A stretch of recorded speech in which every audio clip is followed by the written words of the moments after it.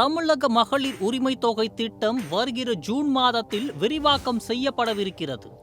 இதில் தற்போது உள்ள கட்டுப்பாடுகள் குறைக்கப்படலாம் என்ற எதிர்பார்ப்பும் எழுந்துள்ளது.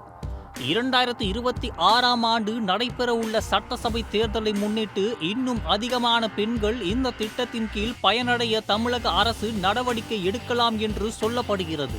இப்போது உள்ள நிலைப்படி குடும்ப தலைவி இல்லாத பெண்களுக்கும் ரூபாய் 1000 தொகை வழங்கப்பட்டுள்ளது குறிப்பிடத்தக்கது.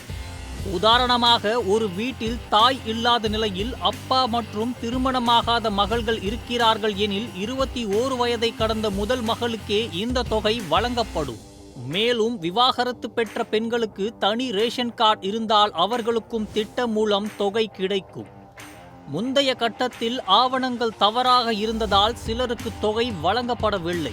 ஆனால் புதிய கட்டத்தில் இந்த வாய்ப்பு மறுபடியும் கிடைக்கலாம். திருமணம் ஆன பிறகு குடும்ப தலைவியாக இருக்கும் பெண்களும் இப்போது விண்ணப்பிக்கலாம். திட்டம் விரிவடையும் நிலையில் பலர் ரேஷன் அட்டையில் இருந்து பாட்டி போன்றோர் பெயர்களை நீக்க முயற்சிக்கிறார்கள். ஆனால் அரசின் விளக்கம் ஒன்றே: குடும்ப தலைவியாக இருக்கும் பெண் பென்ஷன் வாங்கக்கூடாது. அவருடைய கணவர் அரசு வேலையில் இருப்பதும் அனுமதிக்கப்படாது. மற்றபடி வீட்டில் எத்தனை பெண்கள் பென்ஷன் வாங்கினாலும் அது தடையல்ல.